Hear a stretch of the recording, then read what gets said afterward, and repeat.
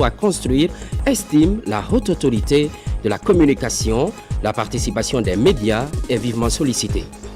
Cette initiative présidentielle à Kankan, construction de 12 km d'autoroute 2 fois 2 voies, les travaux se poursuivent, le taux de réalisation est estimé à 41%. Sur le site, une mission conjointe fait le constat. Sécurité de l'Afrique, la conférence internationale est ouverte au Rwanda.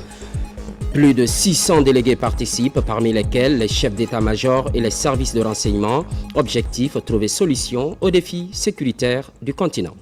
C'est tout pour le sommaire. Débat sur l'avenir de la presse en Guinée. Un forum a lieu pour la première fois. Il porte sur la construction d'un dialogue inclusif et d'une nation démocratique. La participation des médias est vivement sollicitée. La haute autorité de la communication pilote les travaux. La cérémonie est présidée par le Premier ministre, chef de gouvernement. Ousmane Bangoura, compte rendu. C'est un forum sur l'avenir de la presse en Guinée, une initiative de la haute autorité de la communication, présidée par le Premier ministre, chef de gouvernement, en présence du président du CNT, Dr Dansa Kourouma, les membres du CNRD et les représentants des organes de régulation de presse venus du Maroc, du Mali, du Sénégal et de la Côte d'Ivoire. Dans la construction d'une société pacifique et démocratique, la presse joue un rôle fondamental en s'appuyant sur des valeurs de tolérance, de justice et de respect des droits humains. Nous devons assainir nos rangs pour nous faire respecter, pour nous faire écouter, pour nous faire entendre. Et je suis convaincu, si des entreprises de presse sont régulièrement établies, si des journalistes exercent en toute responsabilité leur profession, je n'ai aucun doute que les autorités que je connais vont les soutenir, vont les appuyer. Je n'ai aucun doute. Et d'ailleurs, je n'ai aucun doute que les doléances que les associations de presse et le syndicat porteront à l'attention des autorités seront examinées avec bienveillance. Cet échange entre professionnels des médias est essentiel pour une couverture médiatique transparente et pédagogique tout en favorisant l'adhésion et la participation des citoyens. Les défis que rencontre la presse, nous le constatons, sont immenses. Pour que la presse puisse continuer à jouer efficacement son rôle dans nos sociétés, il est essentiel pour les régulateurs, institutions étatiques, sociétés civiles, de créer un environnement propice à son épanouissement. Ce forum nous en donne l'occasion. Pour cela, aucune contribution ne sera de trop. Bien au contraire, toutes participeront à la construction de cette presse libre, indépendante et responsable que nous appelons tous de nos voeux. Vous nous permettrez d'entretenir l'espoir qu'à la faveur de la présente transition, cette habitude si heureuse soit poursuivie sous les bons offices du général Mamadi Doumbouya, le président de la République, chef de l'État, chef suprême des armées. Qui d'ailleurs, à sa juste valeur, c'est le lieu de le souligner, a bien voulu mettre à la disposition de la presse nationale, pas qu'une maison de la presse, mais des maisons de la presse sur l'ensemble du territoire. Qu'il en soit remercié. Le ton donc vient d'être imprimé, Monsieur le Président de la Haute Autorité de la Communication, Mesdames et Messieurs les commissaires de la HAC, aux professionnels des médias de se saisir l'occasion, sous la bienveillance de toutes ces personnalités venues leur apporter un précieux concours.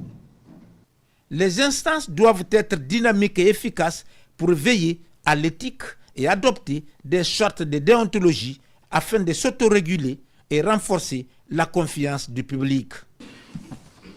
Ce forum est non seulement une tribune d'échange, mais davantage un acte décisif de refondation. Car pointer les projecteurs sur l'avenir de la presse en République de Guinée, c'est s'interroger sur notre rapport avec la liberté, la vérité et l'état de droit, avec l'objectif d'affirmer et de bâtir la volonté collective de jeter les bases d'une presse libre, responsable, indépendante, professionnelle et résolument tournée vers le développement et la consolidation du vivre ensemble. Mesdames et messieurs, la presse guinéenne, comme les autres maillons de la société guinéenne, a connu un parcours souvent escapé, marqué par des ruptures, des résistances, des incompréhensions, mais aussi par des avancées majeures. De l'époque coloniale à nos jours, l'histoire des médias en République de Guinée, comme vous le faites remarquer dans l'environnement que vous décrivez si bien dans les termes de référence du présent forum, est intimement liée à l'évolution politique de la nation guinéenne. Le gouvernement met tout en œuvre pour créer des conditions d'un écosystème médiatique libre et responsable au service de la paix durable et de l'édification démocratique. La refondation, fondamentalement, puisque c'est le maître mot du sermon du président de la République et du CNRD.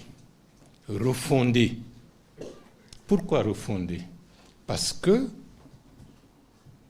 la Guinée ne pouvait plus évoluer avec les anciennes pratiques, parce que son avenir allait être totalement plombé, quel que soit le domaine où nous allions jeter le regard, dans le domaine économique, dans le domaine politique, dans le domaine institutionnel, au niveau des valeurs, au niveau même de ce qui doit être le lien entre l'ensemble des citoyens.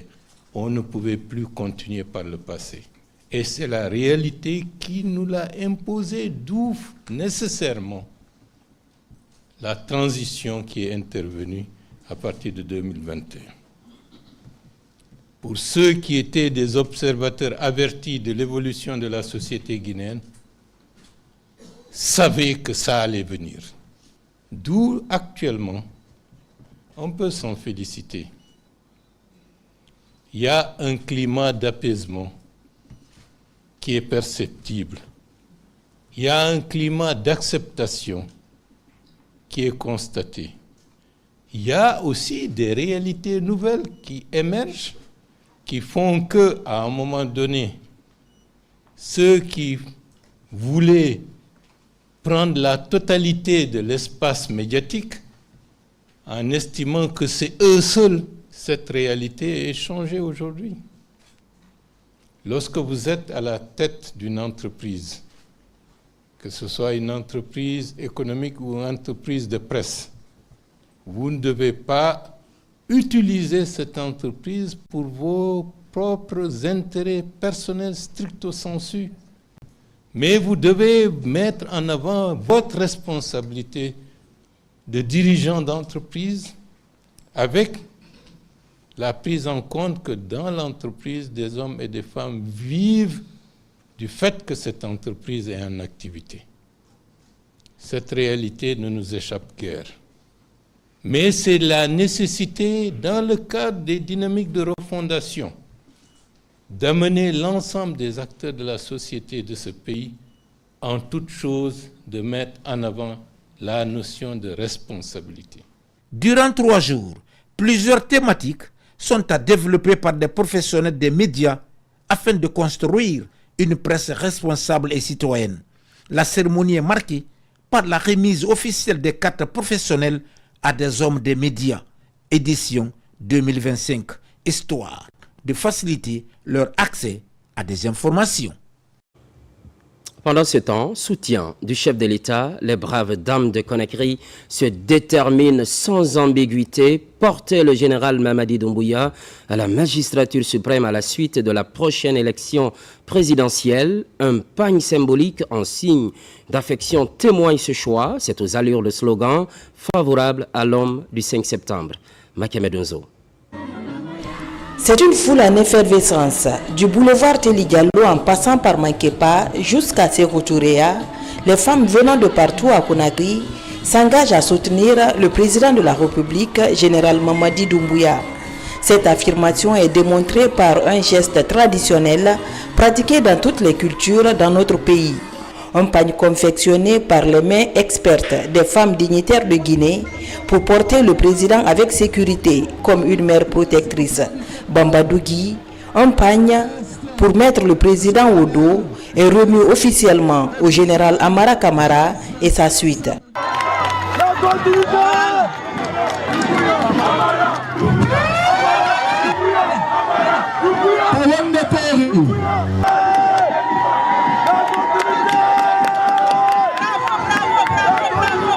Ce moment grandiose rassure les émissaires du général refondateur Mamadi Doumbouya à suivre le chemin déjà balisé depuis le 5 septembre pour le bien du peuple.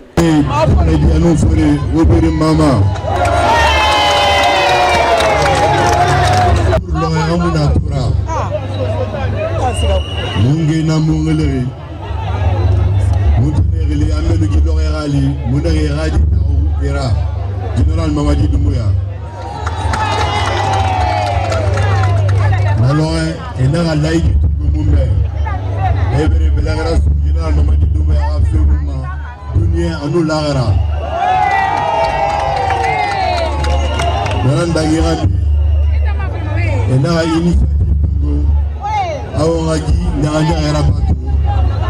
Et wama président Mamadi Doumbouya a bambaduni fofé ayira.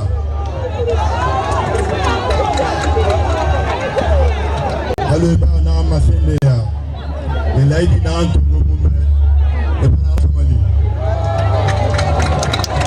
de Mouama, vous avez une nouvelle santé, vous avez une nouvelle autant que l'incrément de l'annonce de Tongorabari, ça fait rapide, nous n'avons pas rapide, parce que les rassemblements à Moukamalé, alors les rassemblements à la Kamalé Moumé. Vaya Mouama, Gunwal nan safi di initiative ra menge ana ombir nambe me ana Guinée nan fambe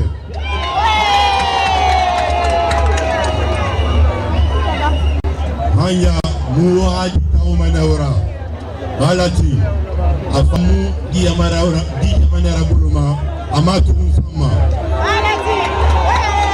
Cette mobilisation est une façon pour les femmes de Conakry de remercier le président de la République pour les actions déjà réalisées en faveur des jeunes, des femmes et des personnes vulnérables.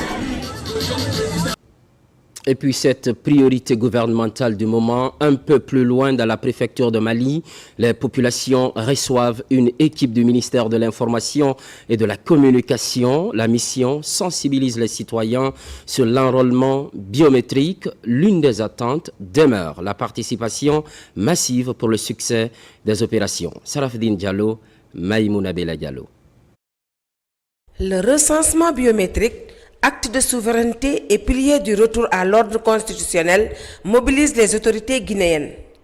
À Mali, dans la région de l'Abbé, une mission conduite par le secrétaire général du ministère de l'Information et de la Communication va à la rencontre des populations pour expliquer les enjeux de l'enrôlement et encourager la participation. Le représentant du préfet salue la mission, mentionnant l'arrivée de nouvelles fiches d'identification et la sensibilisation menée dans les écoles de Mali Centre. Sur leur propre initiative, ont mobilisé des fonds pour nous envoyer un nombre de documents très importants, les fiches d'inscription, qui très souvent manquent dans les bureaux de recensement et qui freinent l'élan du recensement. Donc, ils nous ont envoyé près de 70 000 fiches de recensement et que nous allons repartir entre les 14 communes que compte la préfecture de Mali. Nous sommes très contents que vous veniez nous appuyer. Nous, dans nos sermons et cérémonies sociales, nous faisons le mieux pour passer le message à l'avantage de Mali. Pour Souleymane Tiangelba, la réussite du PNRAVEC passe par l'adhésion de tous, notables, femmes, jeunes. Une mobilisation communautaire jugée cruciale. C'est d'inviter toutes les personnes importantes qui peuvent réellement s'impliquer, soit au niveau des mosquées, soit au niveau des cérémonies sociales, pour que chacun cherche à parler à l'autre et inviter les gens à aller se faire recenser. Partout où nous sommes passés, lorsque nous avons posé la question, on s'est rendu compte qu'il y a énormément de frères et de sœurs qui sont recensés. Donc nous retournons à Conakry avec un grand sentiment de satisfaction, mais aussi pour savoir que à partir du moment où il reste encore quelques-uns, nous allons nous battre, contribuer à faire en sorte que ceux-ci puissent être recensés pour que Mali reprenne sa place, pour que Mali soit une préfecture puissante puisqu'elle l'est déjà. De Dougountouni à Mali Centre, en passant par Fougou et Yembere, la délégation a enchaîné les étapes. Sur place, elle a inspecté plusieurs centres d'enrôlement. L'enjeu, s'assurer du bon déroulement des opérations dans cette préfecture nichée au pont du Mont Loura. À Cancan, construction de 12 km d'autoroute 2 fois 2 voies. Depuis septembre 2024, les machines résonnent sur le chantier. On estime à 41% le niveau d'exécution. Une seule question maintenant, le rythme est-il satisfaisant? Une mission conjointe est sur le site. La suite avec Mamadi Tarnaka Misoko. Cancan portera à jamais la marque de l'homme du 5 septembre 2021, le général Mamadi Doumbouya. Le projet d'autoroute de 12 km en cours de réalisation viendra changer qualitativement le paysage urbain de la deuxième capitale du pays.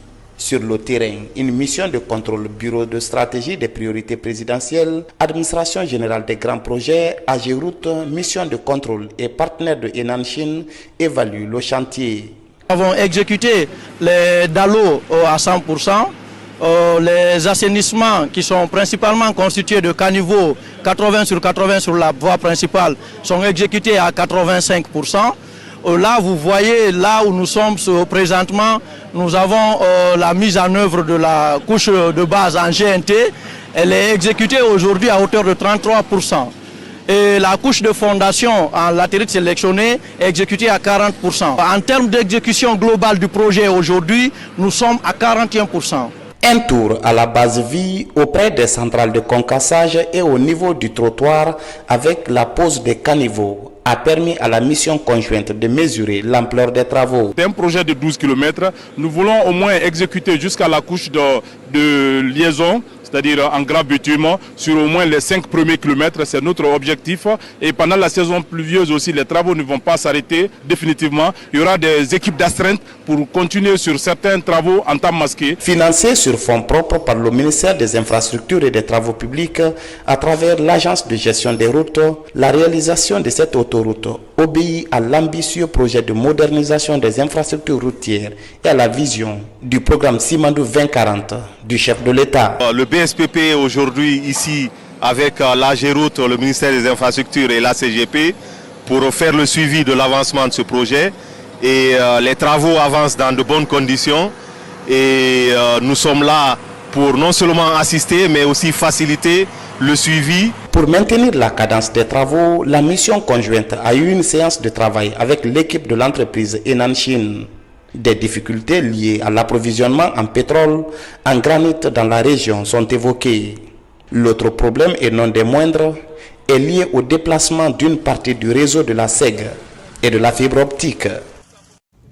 On s'intéresse à présent à cette politique de décentralisation orchestrée par le ministère du Plan. Toutes les communes auront bientôt un siège. C'est la municipalité de Kassa qui ouvre le bal. Officiellement, les travaux de construction sont lancés. Yaya Silla. La traversée en mer vers la commune urbaine de Kassa est devenue un plaisir pour de nombreux passagers et même pour le ministre du Plan et de la Coopération internationale venu présider le lancement officiel de la construction des directions communales du Plan à Kassa.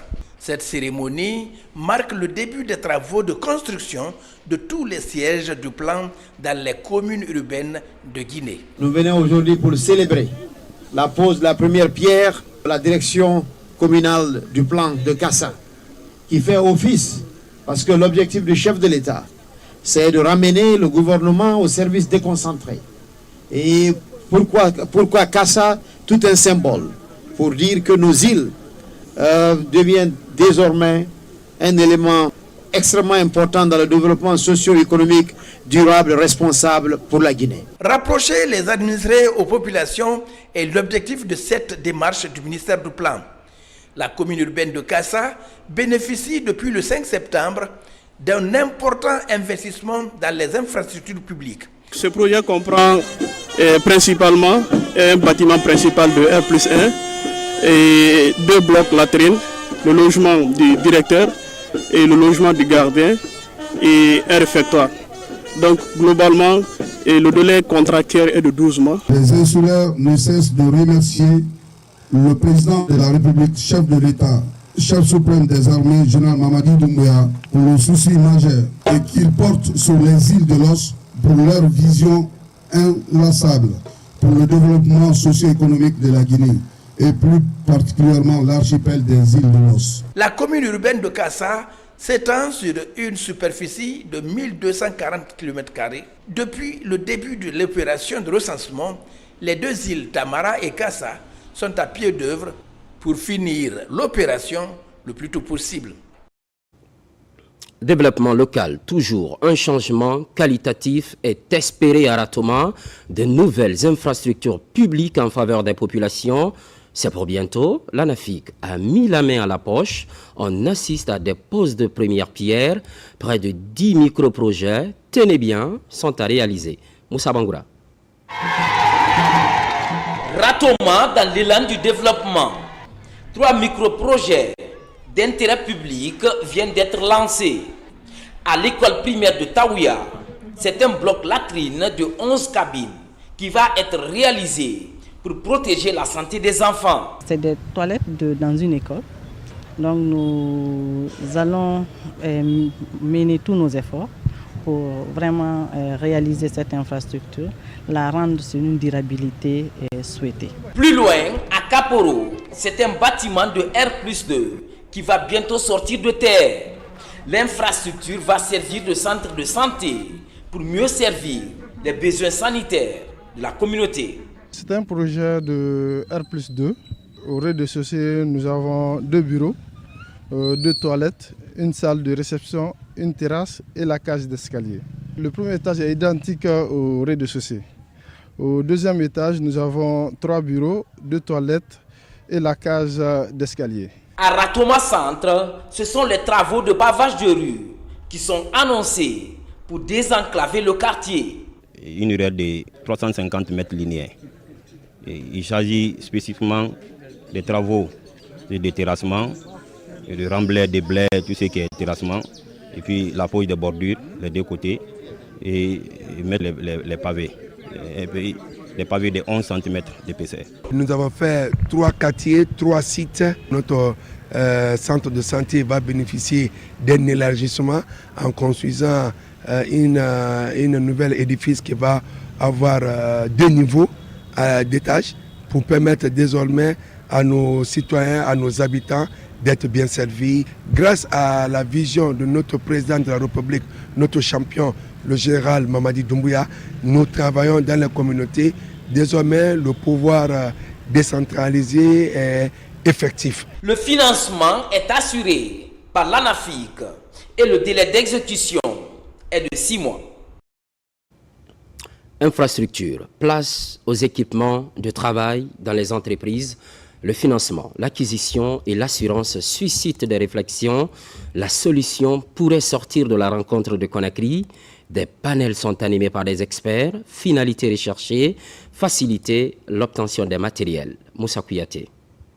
C'est une rencontre d'échange entre la compagnie guinéenne d'équipement, des promoteurs miniers et d'autres acteurs évoluant dans le domaine des infrastructures. Il a été surtout question d'explorer des voies et moyens dans le cadre de l'obtention des équipements sans difficulté majeure. Ce que nous recherchons véritablement, c'est de créer un cadre d'échange permettant aux acteurs du secteur privé, en manque d'équipement, de pouvoir mieux s'équiper. Aujourd'hui, il est important de retenir que beaucoup d'acteurs du secteur privé rencontrent énormément de défis pour pouvoir justement acquisitionner des équipements. Il est important de préciser que soit c'est cher, les importations sont assez difficiles ou les fournisseurs ne sont pas trouvables.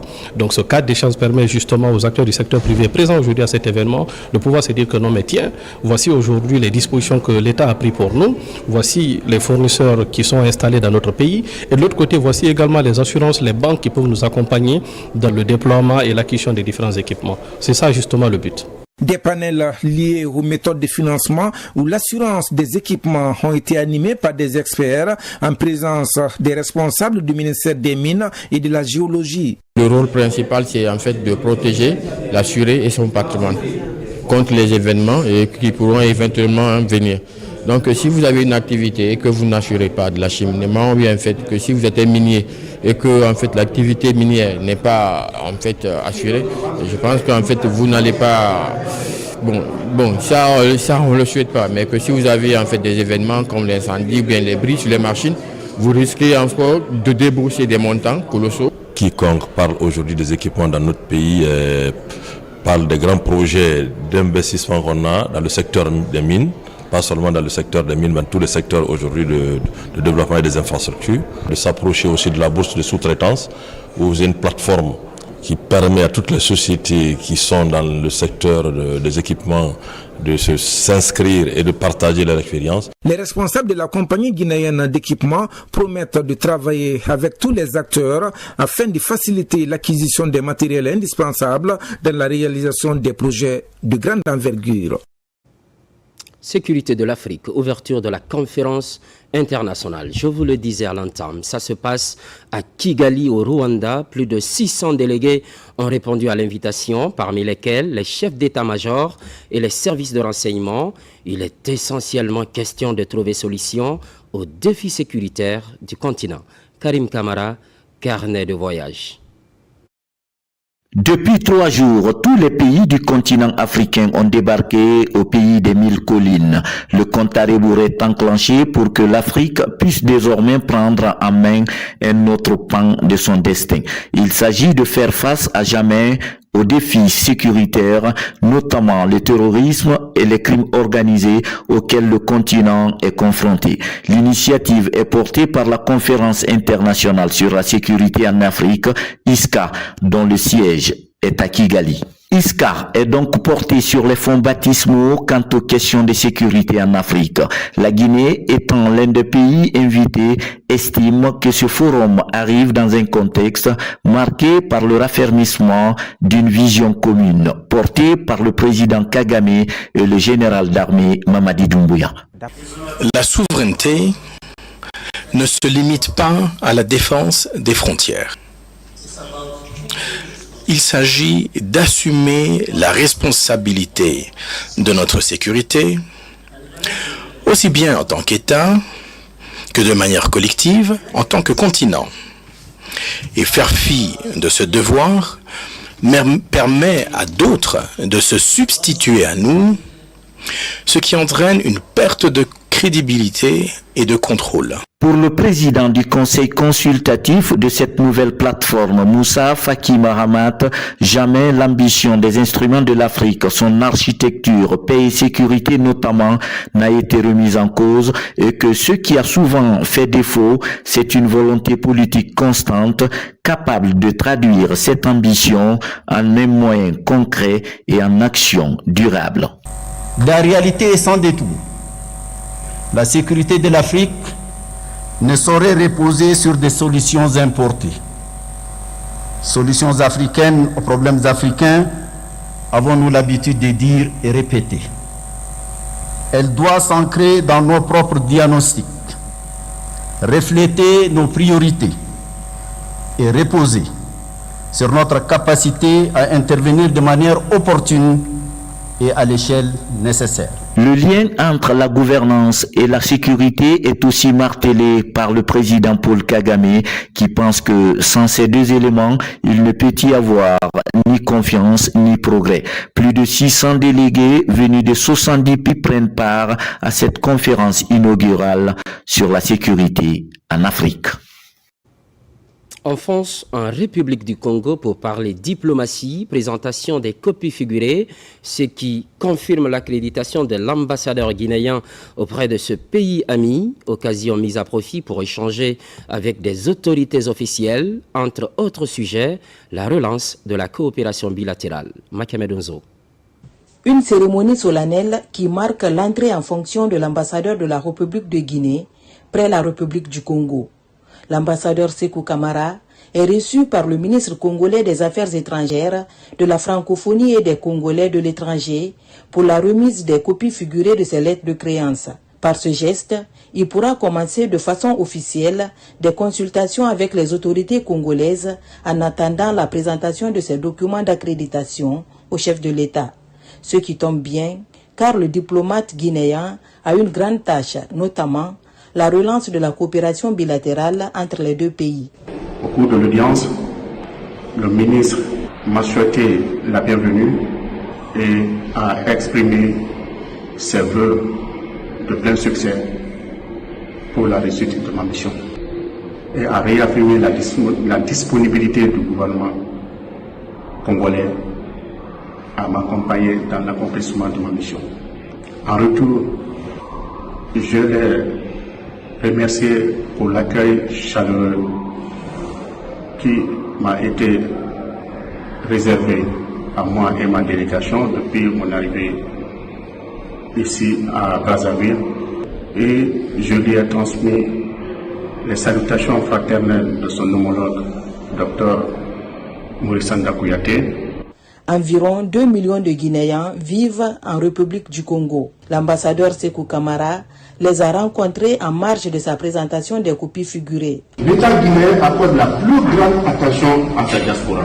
Raison pour laquelle l'État a mis à notre disposition un kit d'enrôlement pour la confection des passeports biométriques pour les Guinéens de la diaspora, pour les permettre d'avoir leurs documents de voyage sur place sans avoir besoin de se déplacer. Son Excellence Sékou Camara est attendu ici au Congo dans les prochains jours pour d'autres cérémonies au plus haut niveau. Sur tout autre plan, agriculture, Dabola et Dinguiraï retiennent les attentions. 150 tonnes de semences améliorées de riz et d'arachide et un parc à bétail sont mis à disposition. Une assistance du projet de développement agricole de bassin arachidier de Dabola. Principaux enjeux, augmenter les rendements et lutter contre les conflits récurrents entre agriculteurs et éleveurs. Fori Camara, spécialiste maison. Au compte de la campagne agricole 2025, le programme d'accompagnement des producteurs se poursuit. Là-dessus, le projet de développement agricole du bassin arachidier de Dabola s'active pour améliorer la productivité. 50 tonnes d'arachide et 100 tonnes de riz seront distribuées à plus de 1000 producteurs, conformément aux recommandations des États généraux de l'agriculture et de l'élevage organisés l'année dernière. Il est donc important, à tous les niveaux, que tous les projets et programmes s'alignent sur ces recommandations des États généraux pour que nous puissions atteindre les objectifs que nous nous sommes assignés, c'est-à-dire atteindre la vision du chef de l'État qui est de réaliser notre autosuffisance alimentaire et nutritionnelle en République de Guinée dans les 5 années à venir. De Dabola, direction Dinguiraï, pour la remise officielle du parc à bétail du secteur de Boté, dans la commune rurale de Selouma. En tout, à Dabola, Farana, Kouroussa et Dinguiraï, 11 parcs à bétail sont réalisés par ce projet de plus de 7 millions d'euros, un fleuron de la coopération franco-guinéenne. Grâce à la collaboration entre l'État guinéen et l'Agence française de développement AFD, aujourd'hui nous avons pu concrétiser ce projet qui offrira aux éleveurs un cadre de sécurité adapté à leurs activités. La réalisation de ce parc collectif à bétail n'est pas la première action du projet de développement agricole du bassin arachidier de Dabla, Pédabad, dans notre village. Il faut citer la formation des maîtres bouviers, la formation des producteurs sémenciers et la distribution des semences améliorées à haut rendement arachide et riz. Ici à Dinguiraï, dans le district de Walla Walla, ce parc de 5000 m² vient renforcer le dispositif de lutte contre les maladies animales, notamment celles transmissibles à l'homme. Garder 2000 têtes la nuit, c'est un parc de nuit au fait. Ça permet de mieux gérer le cheptel de la localité parce que quand il s'agit d'une vaccination, c'est plus facile de contrôler les animaux ici. Il y a un parc de vaccination, les vacciner contre toutes les maladies génétiques et autres.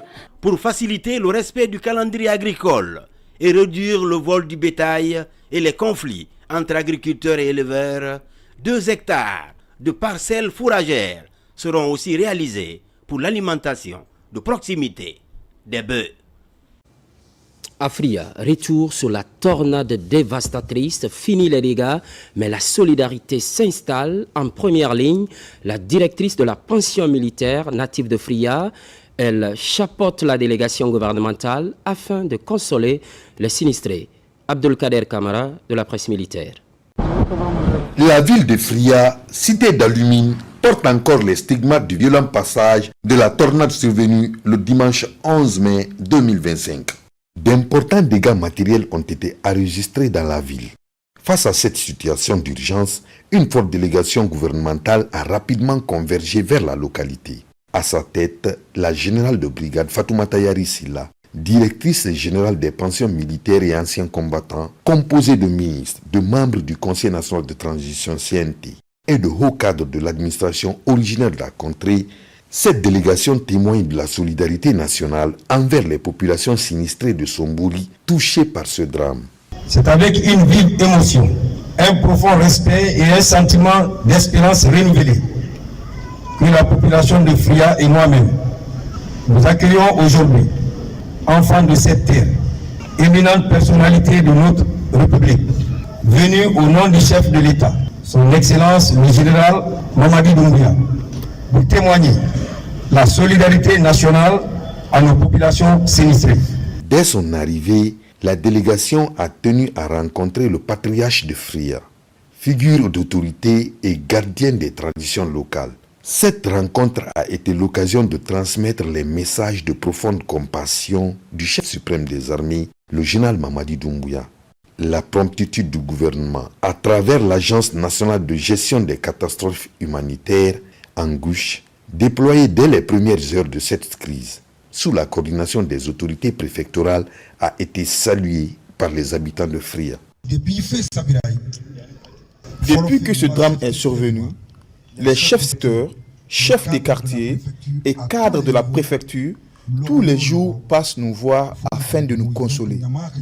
Au nom des sinistrés de Fria, nous remercions les autorités pour tous leurs efforts. Nous sommes ici pour apporter notre soutien, tant psychologique que matériel. Vous avez une enveloppe financière accordée aux différents sinistrés au nom du CNRD, au nom du président de la République. Afin de constater l'étendue des dégâts et d'évaluer les besoins sur le terrain, la délégation a effectué une série de visites auprès des ménages, des établissements d'enseignement public et bureaux de l'administration qui ont été durement impactés. Parmi les sites visités figurent le célèbre collège Zogib Branche Tito et le lycée Amical Cabral, des institutions où de nombreux cadres de la région ont forgé leur parcours. Ces visites ont permis à la délégation de mesurer l'ampleur des défis à relever pour la reconstruction et le retour à la normale à Fria. Par ailleurs, grand concours jeunes entrepreneurs, tenu de la 5e édition à Conakry, l'événement se propose de lutter contre le chômage et la migration irrégulière. Cette année, les projets sont présentés, les porteurs restent à l'attente pour l'accompagnement non seulement de l'État, mais aussi des partenaires. Bakary Bamba Kondé.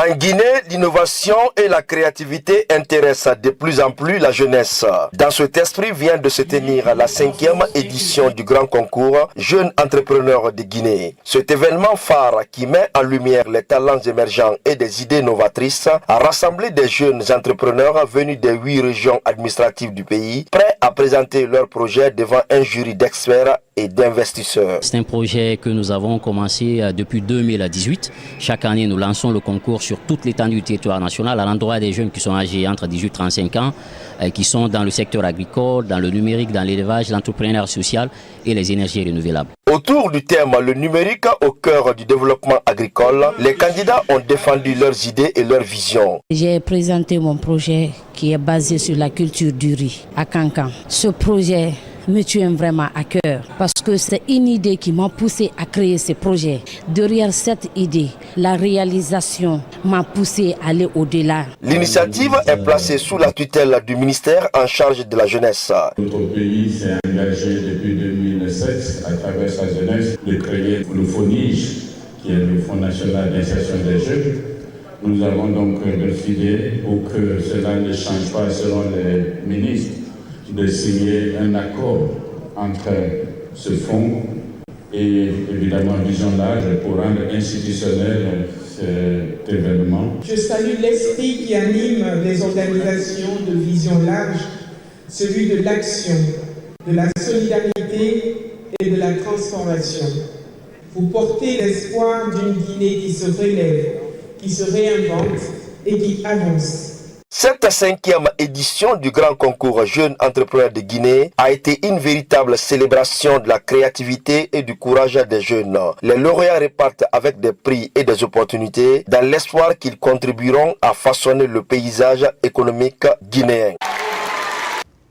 À l'Institut supérieur agronomique et vétérinaire de Farana, une vingtaine d'enseignants à l'école de l'utilisation des logiciels statistiques, une contribution à l'amélioration du système éducatif guinéen. C'est un appui de l'Agence française de développement.